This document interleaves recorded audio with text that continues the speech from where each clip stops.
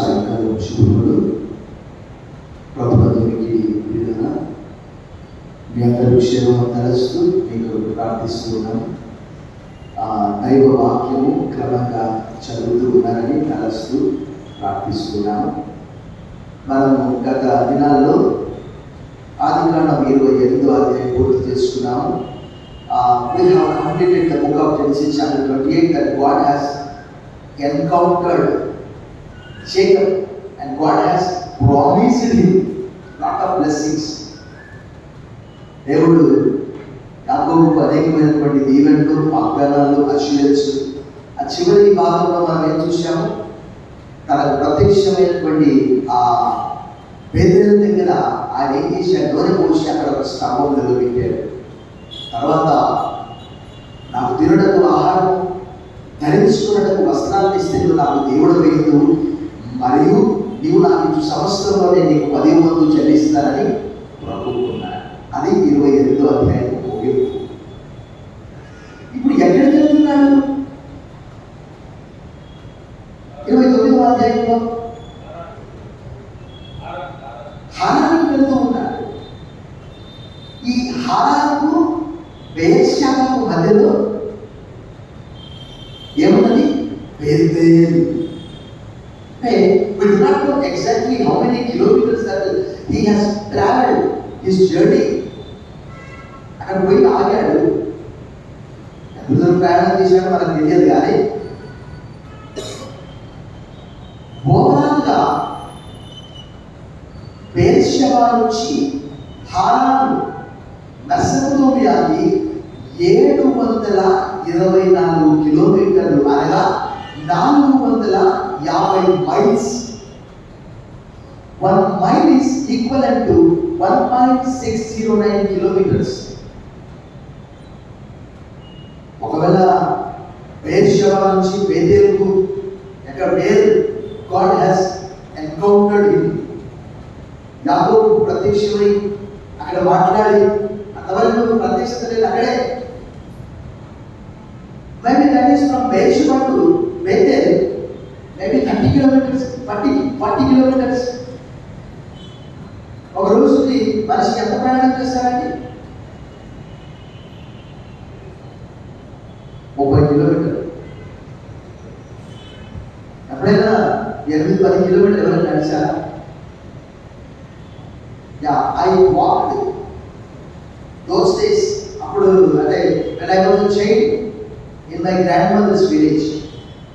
అమ్మమ్మ వాళ్ళ ఊరికి ఆ రోజుల్లో ఆటో వసతి లేదు.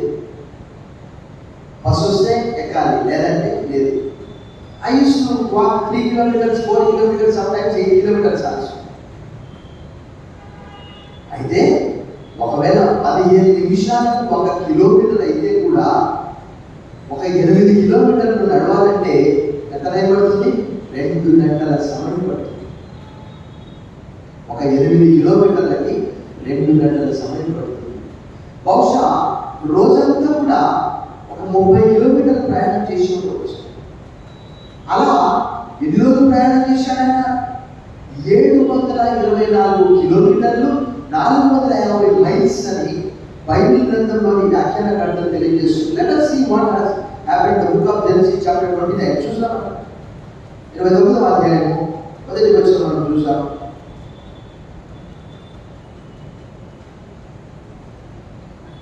యాకోబు బయలుదేరి తూర్పు జనుల దేశమునకు వెళ్ళెను. ఇక్కడ తూర్పు జనుల దేశం అంటే లాబాను దేశము, మెసొపొతామియా, పద్దనరాము అని మనం అర్థము చేసుకోవాలి. 29వ అధ్యాయం 1వ వచనం బైబిల్ గ్రంథంలో తరచుగా మనం ఏం చూస్తాము?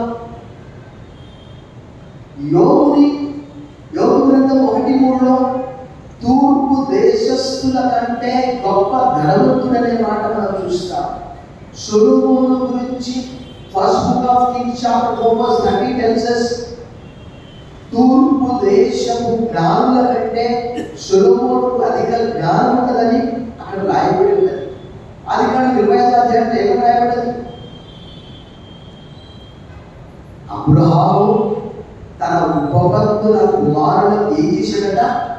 బహుమానం నుంచి దూరంగా తూర్పు దేశంలో పంపివేశాడు. అంటే we do not know exactly, but it is quite far from the place where Abraham was living.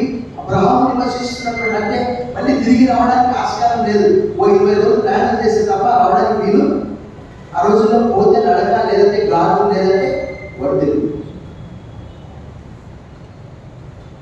ఇంకా మనకు న్యాయాధిపతుల గ్రంథంలో కూడా ఒక మాట రాయబడింది. 6వ వచనంలో న్యాయాధిపతులు అక్కడ కూడా ఒక మాట రాయబడిందంటే, ఇశ్రాయేలీయులు విత్తనములు విత్తిన తర్వాత 6 మిద్యానీయులు, అమాలేకీయులు, తూర్పు నుండి వారు తమ పశువులను గుడాలను తీసుకొని విడుదల దండంత విస్తారంగా వారి మీదకి వచ్చి, అంటే ఇశ్రాయేలీయులకి దూరంగా ఉన్నటువంటి ప్రజలు వారి పేర్లు మిద్యానీయులు, అమాలేకీయులు వారందరూ కూడా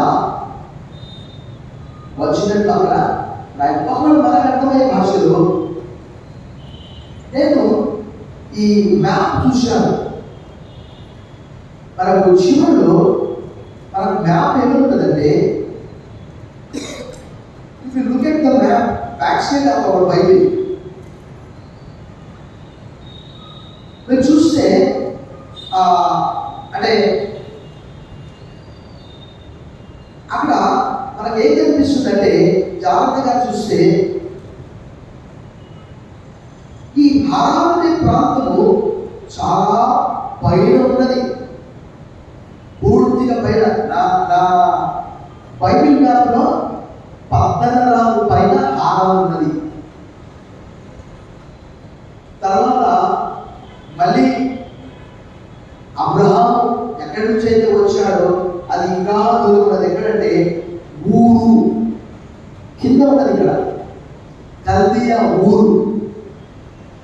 తర్వాత ఇప్పుడు అంటే ఈ ఎక్కడి నుంచి అయితే ఆయన ప్రయాణం చేసి వెళ్తూ ఉన్నాడో ఆల్మోస్ట్ మీరు చూస్తే ఇందులో కొంచెం చిన్నగా ఉన్నది హెబ్రోన్. తర్వాత ఏమున్నది యెరూషలేం. అంటే ఆల్మోస్ట్ బెర్షెబా అనేది కూడా యెరూషలేంకు దగ్గరగా అన్నమాట. కొంచెం పెద్ద బైబిల్ ఉన్నటువంటి వారైతే పాస్టర్ గారు మీ బైబిల్ ఒకసారి తీసుకోండి. కానీ పట్టణం చిన్నగా ఉంది.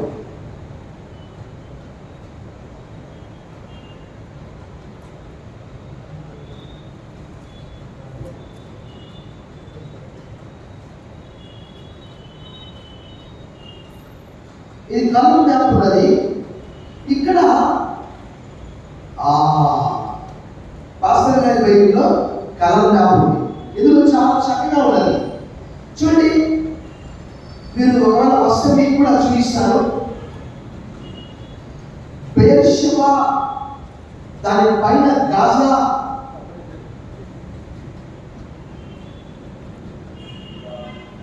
మీరు చూస్తే కాదేష్ బర్నియా, సీనాయి, కాదేష్ బర్నియా, తామాను, బెర్షెబా కింద ఉన్నది పూర్తిగా. మళ్ళీ అక్కడి నుంచి ఇప్పుడు మనం చెప్పుకునే హారాను ఎక్కడున్నది అంటే పూర్తిగా పైన ఉన్నది. చూడండి, ఒకటి సపరేట్గా ఉన్నది, హారాన్ అని ఉన్నది పైన. అంటే how much distance it is as I said. దాదాపు బెర్షెబా అనేది మ్యాప్ చిన్న ఉంది. పాస్టర్ గారి దానిలో కలం మ్యాప్ ఉన్నది. బెర్షెబా, గాజా, హెబ్రోన్. ఇప్పుడు ఎక్కువ మనం ఏం చూస్తున్నాము, పాలస్తీనా అనే గాజా పట్టణాన్ని చూస్తున్నాం. దాదాపు 2 సంవత్సరాలు అయితే ఏం జరుగుతుంది అక్కడ? యుద్ధము జరుగుతూ ఉన్నది. దాదాపుగా 75,000 మంది చనిపోయారు. అందులో చిన్నపిల్లలే 25,000, దాదాపు 21-22,000 మంది. మిగతా 53,000 మంది స్త్రీలు, వృద్ధులు, అందరి మొత్తం పెద్దవారు. సో ఇక్కడ నుంచి ఆయన బెర్షెబా నుంచి కొంచెం దూరం వెళ్ళి ఎక్కడికి? బేతేలుకు వెళ్ళాడు. ఒక 30-40 కిలోమీటర్ల దూరంలో. అది కూడా మనం చూస్తూ ఉన్నాము ఆ ప్రాంతంలో. తర్వాత ఆ బేతేలు నుంచి మరలా ఎక్కడికి వెళ్ళాడంటే హారాను వెళ్ళాడు. అది దాదాపుగా మనం ఇంతకుముందు చెప్పుకున్న రీతిగా 724 కిలోమీటర్లు, 450 మైళ్ళు తూర్పు దేశము అంటే అది దాని యొక్క భావన. అనగా అందులో ప్రయాణం చేశాడు.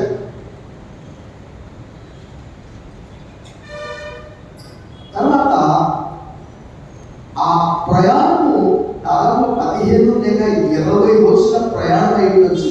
We do not know exactly. రోజుకు 30 కిలోమీటర్లు ప్రయాణం చేస్తే కూడా 23 60 600 కిలోమీటర్లు, 23 24 25 రోజులు ప్రయాణం చేసి ఉండొచ్చు మనకి. అప్పుడు ప్రయాణం చేసిన తర్వాత ఒక్క మాటలో అంత దూరం ప్రయాణం చేసినటువంటి మాట రాసేశారు. ఒక్కొక్క చాప్టర్కి మధ్యలో 15 సంవత్సరాలు, 20 సంవత్సరాలు, 100 సంవత్సరాల గ్యాప్ కూడా ఉంటుంది. అతను చూసినప్పుడు అతనంటే ఎవరు? యాకోబు. పొలంలో ఒక బావి కనపడేది. ఇక్కడ బావి గురించి మనం కొన్ని సెకండ్ ధ్యానం చేస్తాం. ఇక్కడ వాటర్ స్కార్సిటీ ఎక్కువ, నీటి కొరత ఎక్కువ ఉన్నది. మొట్టమొదటి నుంచి కూడా మనం ఏం చూస్తాము అరబ్ కంట్రీస్లలో, ఇప్పుడు కూడా ఏం చూస్తాము? సముద్రపు ఉప్పు నీటిని, దాని డెసాలినేషన్ అంటారు ఆంగ్లంలో. ఎక్కడో కాదు, ఇజ్రాయెల్ దేశంలో కూడా నీటి కొరత. సముద్రపు ఉప్పు నీటిని ఏం చేస్తున్నారు? మంచి నీరుగా మారుస్తూ ఉన్నారు. ఇప్పుడు యుద్ధం జరుగుతూ ఉన్నది. ఎక్కడ? ఇరాన్కి, అమెరికాకి, ఇజ్రాయెల్కి, ఇరాన్కి మధ్యలో వీళ్ళు ఏం చేస్తున్నారు? మంచి నీళ్ళ కూడా జరగబడుతున్నారు. ఎవరు? అమెరికా వాళ్ళు. నీళ్లు తాగకుండా చేయాలి, నీళ్ళే లేకుండా చేయాలి. కానీ బాగున్నదంటే అర్థం ఏంటంటే అది ఒక ప్రాపర్టీ. ఎందుకంటే మనకు ఒక సింపుల్గా ఈ ఊరి బయట భిక్షురాలు ఏం చేస్తారు తెలుసా? ఎక్కడైనా మంచి కులలు కానీ, బావి కానీ, చెరువు కానీ, నీటి వసతి ఉన్న చోట వాళ్ళు ఏం చేస్తారు? తమ దగ్గర ఉన్నటువంటి ఆవులు, ఎద్దులు, గాడులు వాటన్నింటినీ కట్టేసి అక్కడ టెంట్ వేస్తారు. అక్కడే వంట చేసుకుని అక్కడే మన పితరులు కూడా అంతే. మనము ఆదికాండం 26వ అధ్యాయంలో కూడా మనం చూస్తాము. ఏం చూస్తాము? 26వ అధ్యాయం 14వ వచనంలో ఇస్సాకుతో ఫిలిష్తీయులు అసూయపడి, నువ్వు మాకంటే బలవంతులు, మా మధ్య నుంచి వెళ్ళిపో అంటే ఆయన ఏం చేశారు తెలుసా? చాలా తెలివి వచ్చాడు అన్నమాట.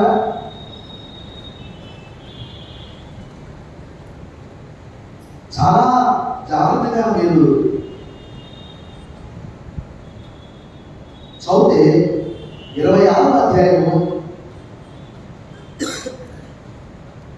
18వ వచనం లేక 17. ఇస్సాకు అక్కడి నుండి వెళ్ళి గెరార్ లోయలో గుడారం వేసుకుని అక్కడ నివసించారు. అప్పుడు తన తండ్రి అయిన అబ్రహాము దినములో తగిన నీళ్ల బావులు ఇస్సాకు తిరిగి. అంటే నీరు చాలా ప్రాముఖ్యమైనటువంటిది. మనం 24వ అధ్యాయము 11వ వచనం 16వ వచనంలో దిగుడు బావి ఎవరు? రెబెకా ఆ బావిలో దిగి ఆ వంటలన్నింటికి నీళ్లు చేతిపోసినట్టు మనం చూస్తాం. కానీ ఇక్కడ ఉన్నటువంటిది ఎలాంటిదంటే బహుశా ఒక గూడ లాంటిది ఉండవచ్చు. దానికి వాళ్ళు ఏం చేశారు అంటే ఆంగ్లంలో రకరకాల డ్రౌ అని వాడారు, సిస్టమ్ అని వాడారు. తర్వాత ఇంకేమన్నారంటే దాన్ని యోహాను సువార్త 2వ అధ్యాయంలో యేసుప్రభు వారు 6 రాతి బోధలని వాడారు. కాకపోతే ఇవి కొంచెం పెద్దదన్నమాట. దాన్ని మన గ్రామాల్లో ఏమంటే ఊరిబేట పశువుల తొట్టి అంటారు. నేనైతే తెలంగాణ ప్రాంతంలో చూశాను. ఏంటంటే బహుశా మీకు తెలియదు, ప్రతి గ్రామంలో ఊరి బయట ఒక మున్సిపల్ లేక గ్రామ పంచాయతీ ట్యాప్ పెట్టి పెద్ద పొడుగుగా హౌస్ కడతారు. అందులో నీరు ఎప్పుడు ప్రవహిస్తూ ఉంటుంది. ఎందుకంటే గేదెలు గ్రామంలోనికి వచ్చేటప్పుడు, గ్రామంలో నుంచి వెళ్ళేటప్పుడు ఏం చేస్తాయి? ఆ గేదెలు నీళ్ళు. అలాంటి తొట్టి ఒకటి అక్కడ ఈయన చూశాడు. చూడండి, ఈరోజు అతను వచ్చాడు. అతను చూసినప్పుడు పొలంలో ఒక బావి కనపడదు. అది ఎలాంటి బావి అంటే దానికి మూత ఉండదు, డస్ట్ పడకుండా, దుమ్ము ధూళి, లేకపోతే కొన్నిసార్లు ఏమంటారు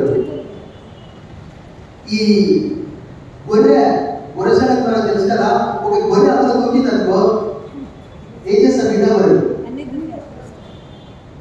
అన్ని గొర్రెలు అందులో దూకేస్తాయి. కాబట్టి అది ఎలాంటి బావి అంటే దానిపైన ఒక పెద్ద బండ దొర్లించారన్నమాట. అంటే ఆ టైంకి ఆ గొర్రెలకి కూడా అది చాలా బరువైనటువంటిది కూడా రాబడింది. అఫ్కోర్స్ అంటే ఇక్కడ మనం చూస్తే యాకోబు ఒకడే, రాహేలు ఒకడే, రాహేలు ఒకటే ఆ బండ దొర్లించినట్టు కూడా రాయబడింది. సో అక్కడికి వెళ్ళాడు ఆయన. అక్కడ దాని మీద గొర్రెల మందలు 3 పండుకొని ఉండేది. కావళ్ళు మందలకు ఆ బావి నీళ్లు పెడుతుంది. ఒక పెద్ద రాయి ఆ బావి మీద మూతలు వేసి ఉండేది. అంటే ఓపెన్ వెల్ కాదు. We see the open well in the book of Genesis chapter 24. There Rebecca used to carry the water from the open well. ఆమె ఏం చేసింది? అక్కడ లోపలికి వెళ్ళాలి, కుండలో నీళ్ళు తీసుకోవాలి, ఆ మెట్లకి రావాలి ఓపికతో. మనందరికీ తెలుసు అంటే నీళ్ళు తాగదు. మనం తాగితే మహా అంటే సపోజ్ బాటిల్ అంతా కూడా 1 లీటర్ తాగుతాం, కానీ అది ఎన్ని లీటర్లు తాగుతుంది? 20 లీటర్ల నీళ్ళు తాగుతుంది. అట్లా ఎన్ని మంటలు అక్కడ రాయబడి తిరుగులాల అధ్యాయంలో? ఎన్ని మంటలు?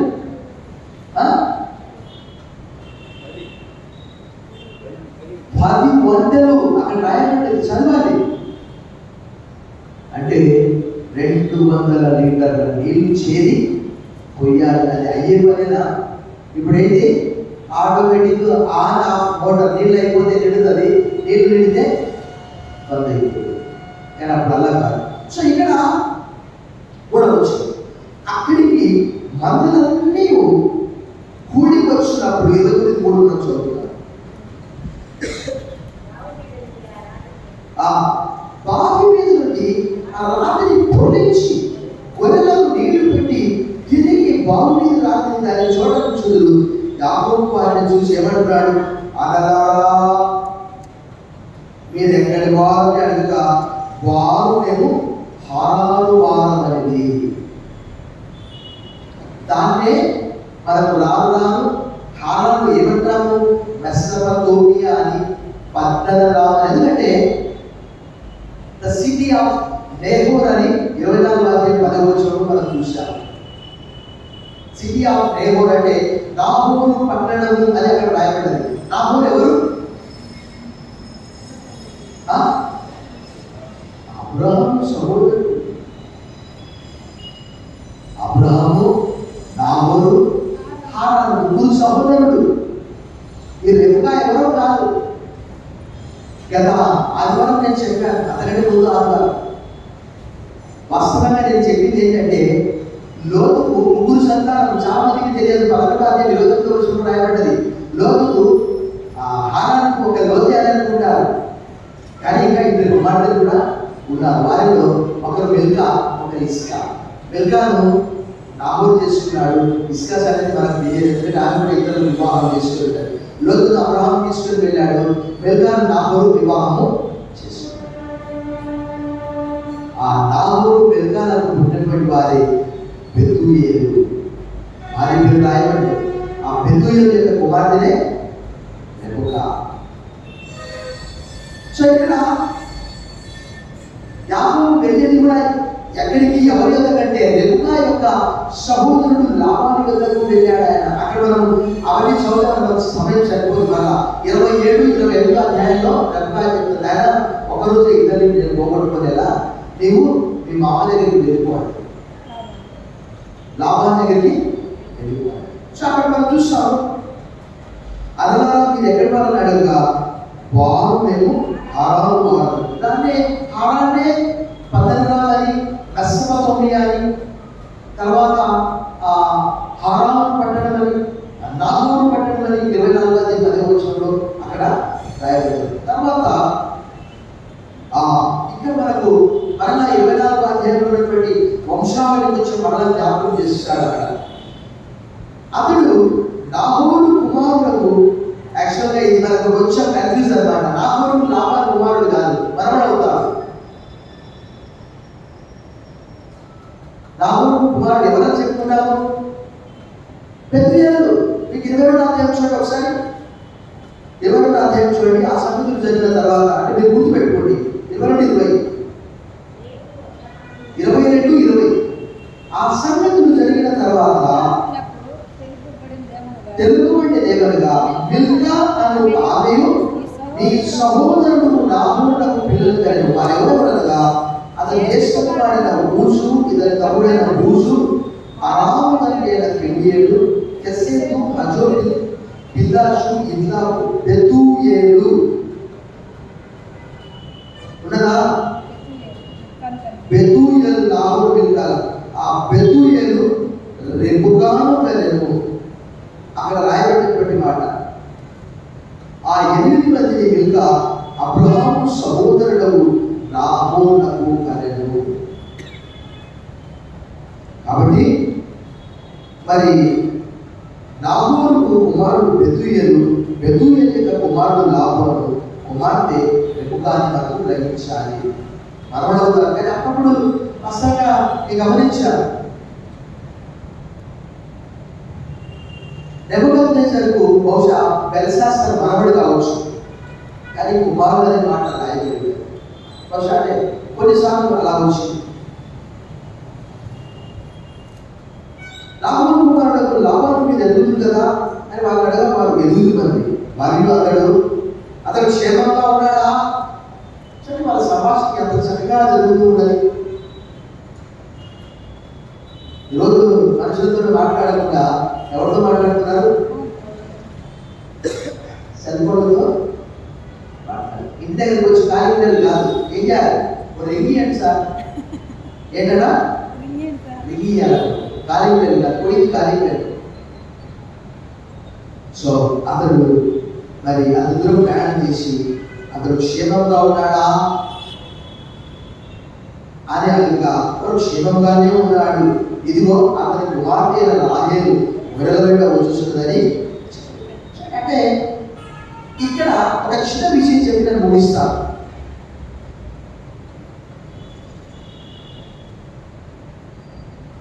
యాకోబు అక్కడ రాహేలు దగ్గరికి వెళ్ళే సమయానికి ఎంత వయసు అని అనుకుంటున్నారు మీరు? చెప్పండి. ఆల్రెడీ చెప్పాను, ఇస్సాకు వృద్ధాప్యంలో ఆల్మోస్ట్ 27వ అధ్యాయంలో చెప్పాను మీకు. అంతే, 25వ అధ్యాయానికి పెద్దగా తినాలి. ఎంత వయసు అని చెప్పుకున్నాము? మర్చిపోయారు. చెప్పడమ్మా, మర్చిపోయారు. 77 సంవత్సరాలు ఆయన 7 సంవత్సరాలు దేహ వరకు చేశాడు. 77 ఎన్ని ప్రకాష్? 84. రాహేలు వరకు 7 సంవత్సరాలు చేశాడు. 84 7 ఎన్నైతేవా లెక్కలమ్మా? ఒకటి ఎందుకు ఎక్కువ చెప్పావు? 92 అని చెప్తున్నావు. 91 సంవత్సరాలకు యోసేపు, బెన్యామీను పుట్టారు. అందువరకే వృద్ధాప్యమందు పుట్టినటువంటి వారు కాబట్టి యోసేపుకు రంగురంగుల అంగి, యాకోబు ప్రాణం బెన్యామీనులో దాచబడినది. అంటే ఏమి మీరేది మనము ఏదో అంటారు కదా, మాయల పక్కిన ప్రాణం అంటే ఏదో మా చిరుగలో ఉందంట చెప్తుంటారు. యాకోబు ప్రాణం బెన్యామీనుకు ముడి పెట్టబడి ఉన్నది. ఎందుకంటే 91 సంవత్సరాల వయసులో పుట్టాడు కాబట్టి. సో అక్కడికి వెళ్ళే సమయానికి 77 సంవత్సరాలు. అంటే of course those days their life span was 175, 180. Abraham lived 175 years. Isaac lived with the strength of butter chicken 180 years. And Jacob lived 147 years.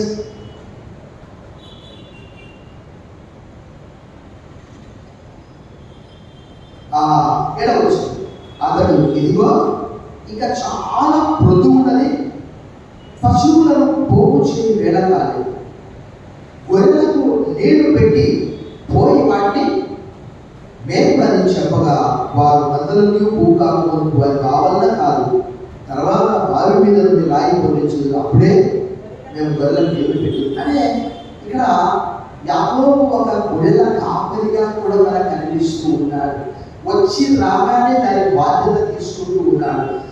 మరి మోషే కూడా 2వ అధ్యాయం నిర్గమకాండం 16-17 వచనాల్లో అక్కడ విద్యార్థులకు వెళ్ళి ఆయన కూడా అదే పని చేస్తున్నాడు. చూడండి 15వ వచనంలో ఫరో ఆ సంగతి విని మోషేను చంపొచ్చాను, కానీ మోషే ఫరో అయినటువంటి వారికి విద్యార్థి దేశంలో నుంచి ఒక బాధ్యత 16వ వచనం విద్యార్థి యాజకుని 7 కుమార్తె నుండి వారు వచ్చి తమ తండ్రి మందకు పెట్టకు నీళ్లు చేతి తొట్లను నింపుచుండగా మందకాపుడు వచ్చి వారిని దొరికించి అప్పుడు మోషే చేసి వారికి సహాయం చేసి మందకు నీళ్లు. సో అప్పుడే కాపరుల బాధ్యత యాకోబు తీసుకుంటూ ఉన్నాడు. 7 సంవత్సరాలు లేయా వరకు, 7 సంవత్సరాలు రాహేలు వరకు, 6 సంవత్సరాలు గొర్రెల వరకు, మొత్తం 20 సంవత్సరాలు అక్కడ ఊడిక చేశాడు, గుడ్డు చాకరీ చేశాడు. అంటాడు కదా, పగలు ఎండకు రాత్రి మంచు నేను క్షీణించిపోతే నిద్ర నా కనులకు దూరమాయను. బయటి మాటలు నేర్చుకోవాలి. అప్పుడప్పుడు బైబిల్ చదివితే నీకు బైబిల్ పుస్తకం వేరే చేయగలరు. పాపం కొంతమంది విలాప వాక్యాలని వెతుకుతా ఉంటారు. ఎక్కడ ఉంటుంది, ఎక్కడ ఉండాలి అక్కడే ఉంటుంది. ఏహెచ్కేలు ముందు ఉంటుంది, ఏరియాల తర్వాత ఉంటుంది. కాబట్టి మరి ఈయన ఆ యొక్క ఆ గొర్రెల పట్ల ఉన్నటువంటి ఆ ప్రేమను బట్టి 31వ అధ్యాయంలో చెప్తూ ఉన్నాడు అక్కడ 40లో పగటి ఎండకును రాత్రి మంచుకును నేను క్షీణించిపోతే నిద్ర నా కనులకు దూరం. ఆయన 40 ఇది వరకు నీ ఇంటిలో 20 ఏళ్ళు కొన్ని నిద్ర కుమార్తె నిమిత్తం 14 ఏళ్ళు నీ మధ్య నిమిత్తం భార్యను కొలువు చేసి ఐదు నచ్చితము 10 మార్లు మార్చింది. సో అక్కడికి వెళ్ళాడు. వెళ్ళగానే మరి అక్కడ రాహేలును చూశాడు. మరికొన్ని విషయాలు మనం వచ్చే పాఠంలో మీరు చదువుకొని రండి. రాగానే ఆ సహోదరుడు ఏం పేరు నవీ రాగానే ప్రశ్న అడగగానే చక్కగా చెప్పాడు. అంటే so unless you read the scripture you are not acquainted, you are not accumulated, you are not obtained, you are not familiar with the passage. నీకు రాజకీయ నాయకులు తెలియవచ్చు, ఎమ్మెల్సీ తెలియవచ్చు, కార్పొరేటర్ తెలియచ్చు, ఈ బైబిల్ తెలుసా? కొంతమంది ఏంటంటే ఆయన ఎవరు పరిచయం ఉంటే నీకు ఏం ఉద్ధరించేది ఉంది. ఉద్ధారకర్త, హిందీలో ఉద్ధార అంటారు, ఉర్దూలో రజాల్ అంటారు, తెలుగులో రక్షణ, ఆంగ్లంలో సాల్వేషన్ అంటారు. మరి ఎవరి వలన రక్షణ కలగదు? ఈ నామంలోనే మనం రక్షణ పొందవాలి. కానీ ఆకాశం క్రింద మనుషుల్లో ఏమంటే ఏ నామంలో రక్షణ? Deliverance belongs to the Lord. రక్షణ యెహోవాది. May your blessing come upon your people. నీ ప్రజల మీదకి నీ ఆశీర్వాదం వచ్చును కాక. వచ్చే వారం అనేక విషయాలు నేర్చుకున్నాము. అదే నెక్స్ట్ వీక్ లేదా రాత్రి ప్రార్థన. ఇది 2వ వారం అయిపోయింది. అదే అంటే 2 బైబిల్ స్టడీ అయిపోయింది. సో నెక్స్ట్ మనకు already okay. So if there is any chance why knows this 5 గురువారాలే అప్పుడు మరలా వాక్యం తెలుసుకుందాం. మీరైతే 29వ అధ్యాయంలో ఎన్ని వచనాలున్నవి? 35 వచనాలున్నవి. మీరు జాగ్రత్తగా చదివి నేను అడిగే ప్రశ్నలకు జవాబు తీసుకోండి. ప్రార్థన చేస్తాను. ప్రకాష్ ప్రార్థన చేస్తావా? ప్రే ప్రార్థన చేస్తాను.